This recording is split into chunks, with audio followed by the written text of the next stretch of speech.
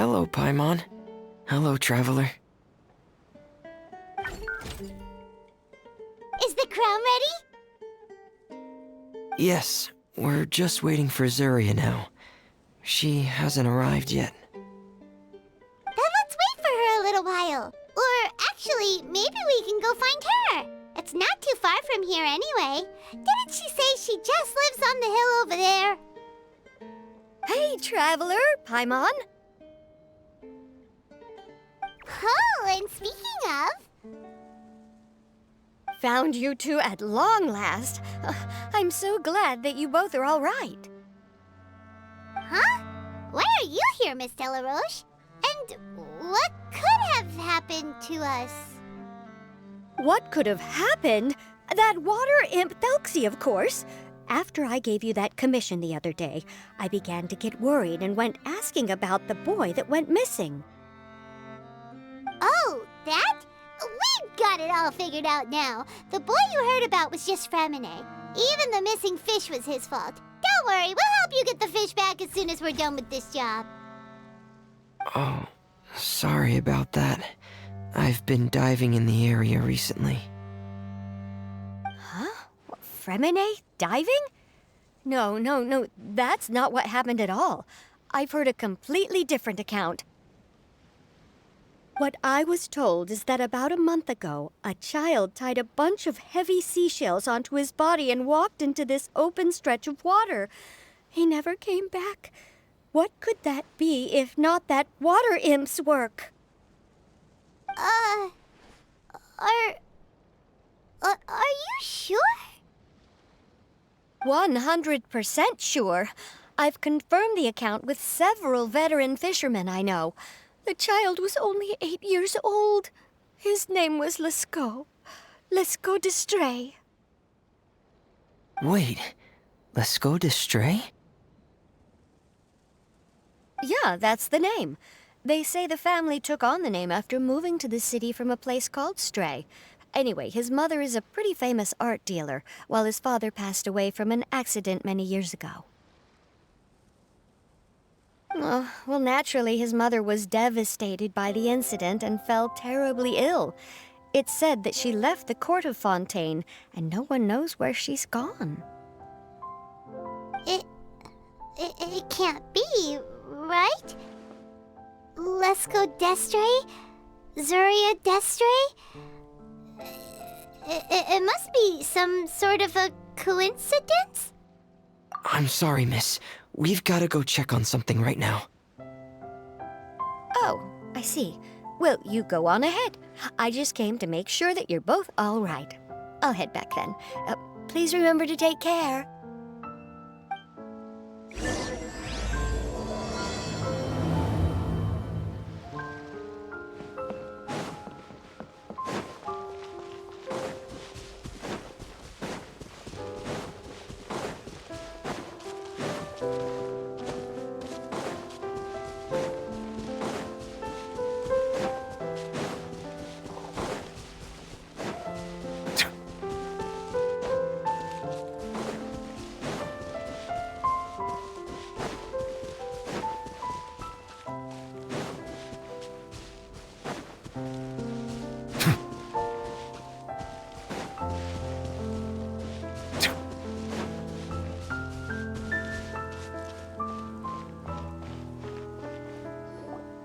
Excuse us.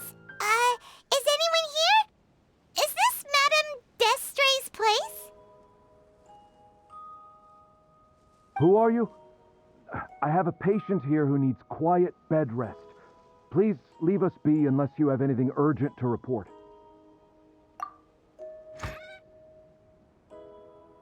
This is the residence of Zuria d'Estray, and I'm Jala Khan, her family doctor. What did you mean by your question just now? Who else could be my patient? Your patient should be Zuria's son, right? She told us herself that her son had contracted loneliness syndrome. No, you're right. Young Master Lescaut did have that illness once upon a time, but well, the young master's no longer with us. And now the Madame has come down with the same illness. Are you her friends, by any chance?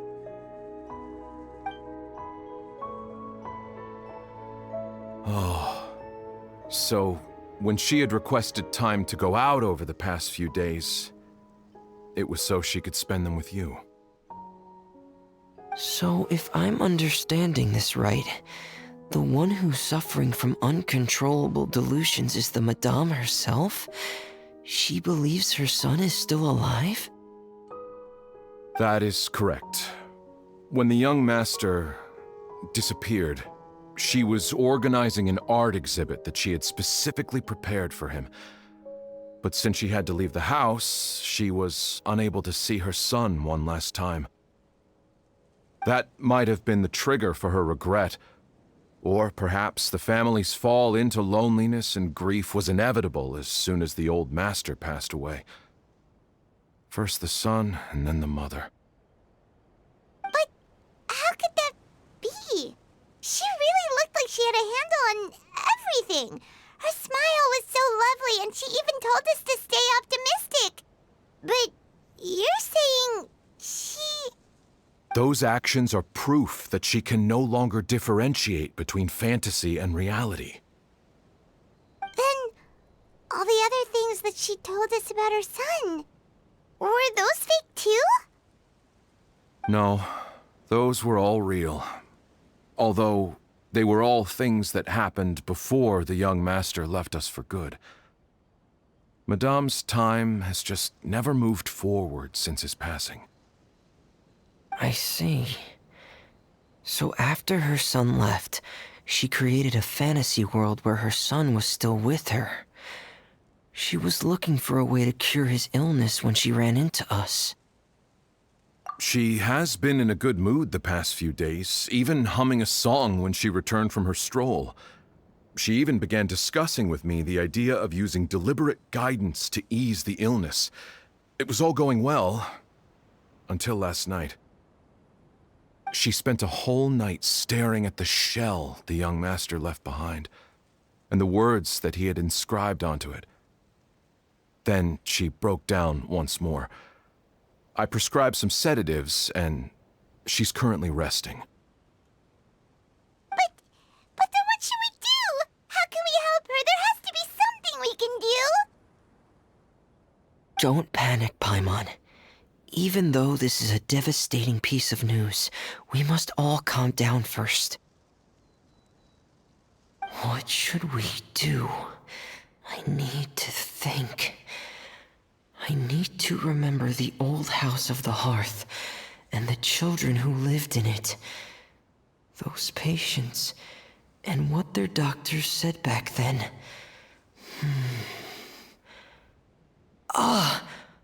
What if... Dr. Jalacon, have you seen a picture book? The Madame should have brought it back with her. Are you thinking about trying the guidance therapy she talked to me about before? It's worth a shot. I'll go get the book.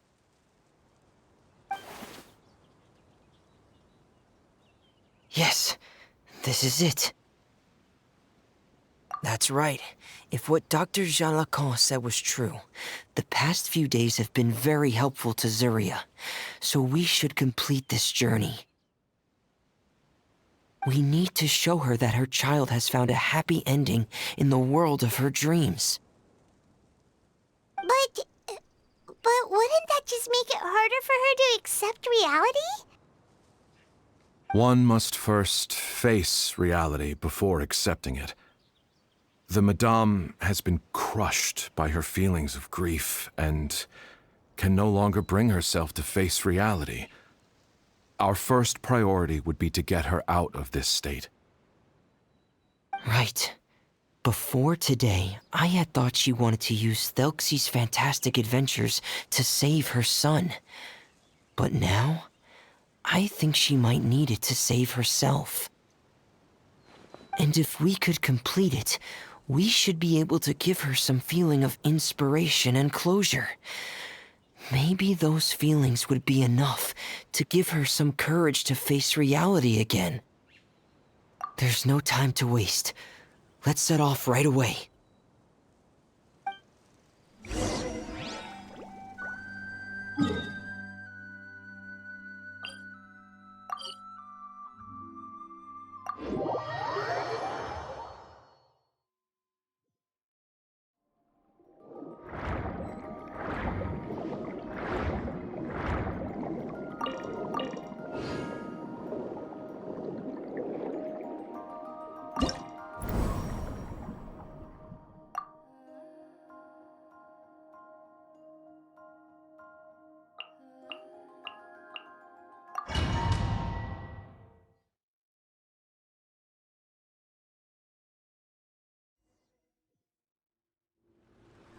again. This is the final part of Thelxie's journey, but the most important person is missing. Everyone, please don't be so down and gloomy. Remember what she told us?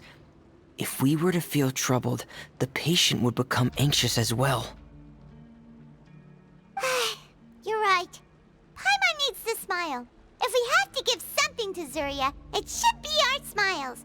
We have to keep smiling as we finish this adventure. And then she'll be able to recover, right, everyone? Yeah, I'm sure she will.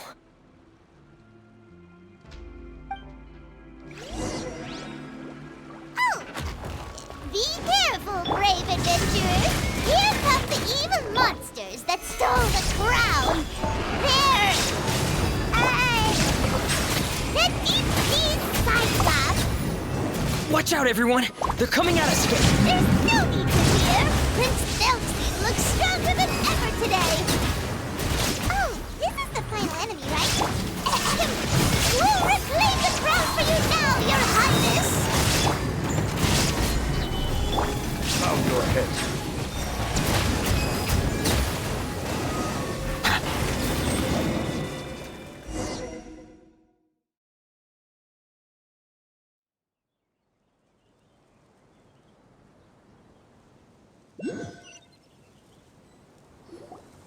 I'm sorry. I have to go. I made a promise to my friends, and I'm already very late. But, Madame, you're still... Don't try to stop me. Today's the most important day for treating Thelxie. We'll use the guidance method. Didn't you also say that you think it'd work? I'm not trying to stop you, Madame. It's just... Could you tell me the name of your child? Dr. Jalacan, how can you forget the name of your own patient? His name is Thelxie. He's the prince of the kingdom of water imps. We will go today to reclaim his crown and attend his coronation ceremony. I see.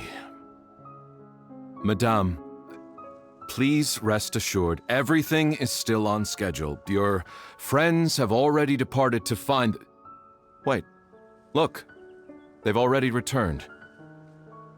Zuria! Zuria! We've retrieved the crown! Paimon, everyone, have you really? Yes, but the coronation ceremony still hasn't taken place, because we felt like you should be the one to preside over it. Wonderful! How wonderful! Thelxie, my child, are you hearing this? Everything you lost will now come back to you, and soon, very soon, you will never be lonely again.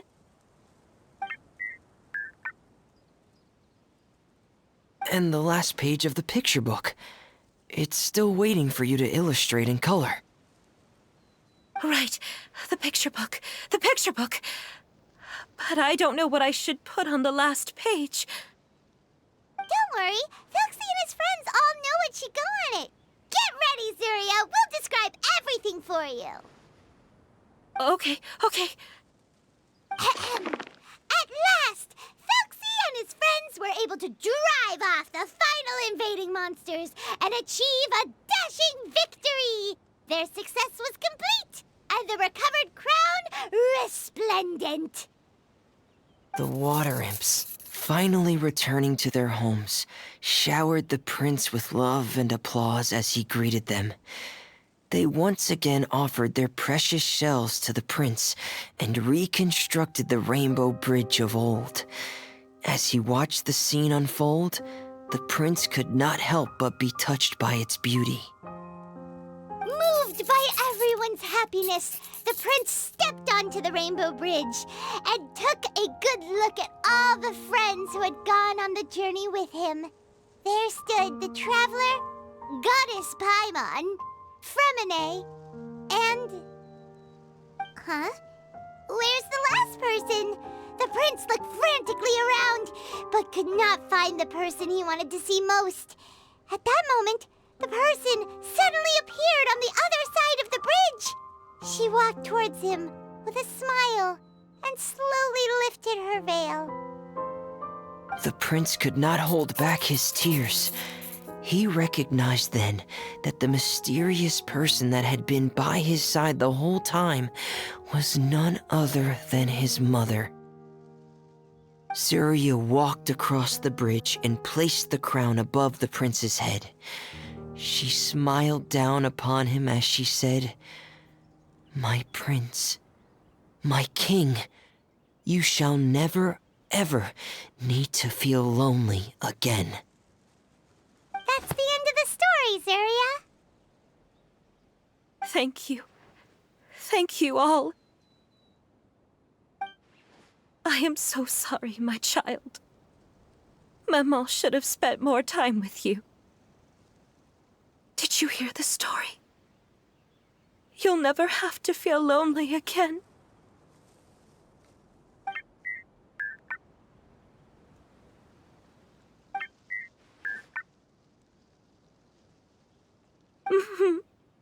Maman loves you too. What's happening? Is Surya talking to Thelxie?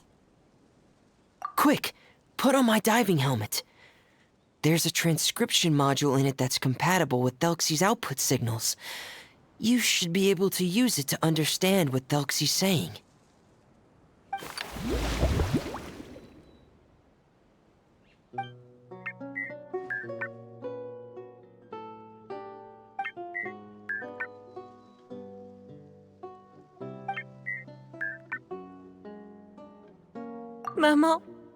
Maman loves you too.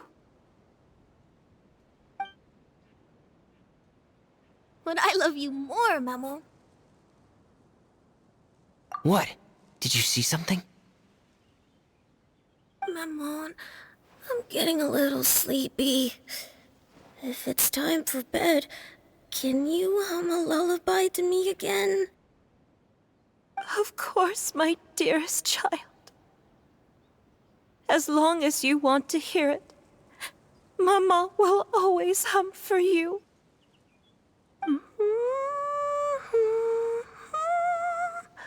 Thank you, Maman. Your lullaby has always been my favorite. Now that I've heard it, I can return to my dream and to the kingdom of water imps in peace. My poor darling. Please don't forget. I will always love you.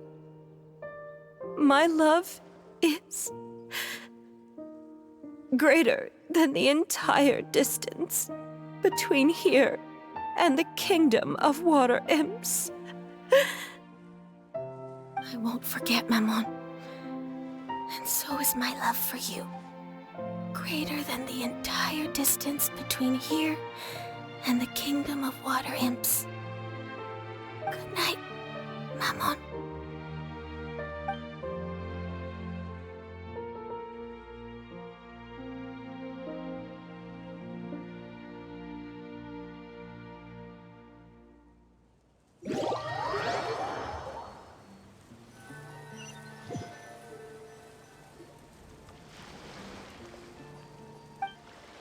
Traveler, Paimon, you're here.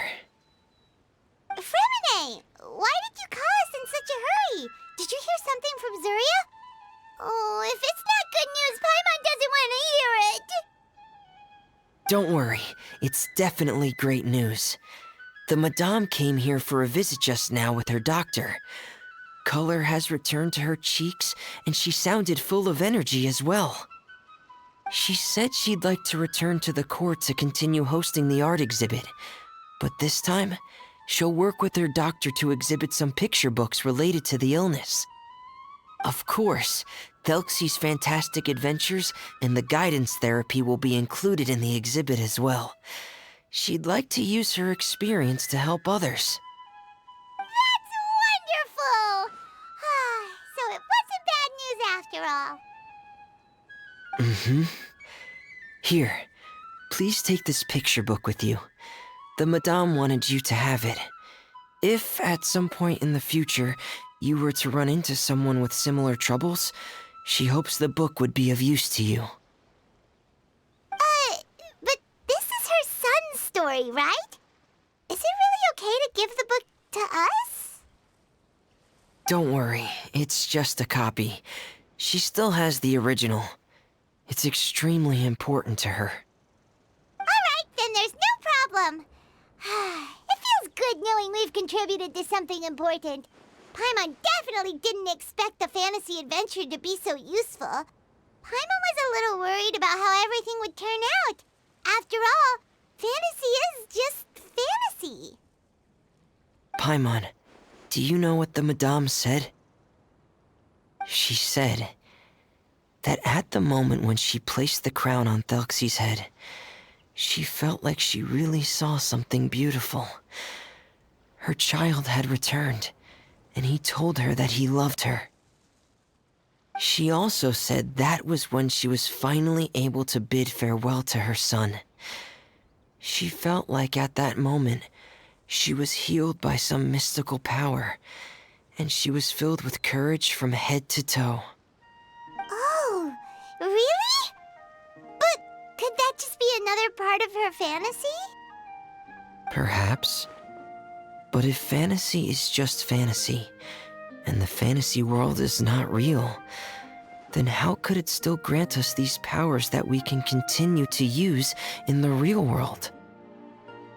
But what else could it be? A descent of the fairy tale world into the real world.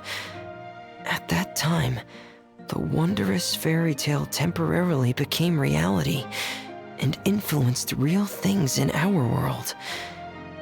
That has to be what happened. You saw it too, didn't you? What? That can't be what happened, right? There's just no way. Wouldn't it be like a miracle if that really happened? Yes, I suppose that would be a miracle. I hope that everyone who's found themselves in a dark place would be able to see something beautiful and experience a miracle for themselves.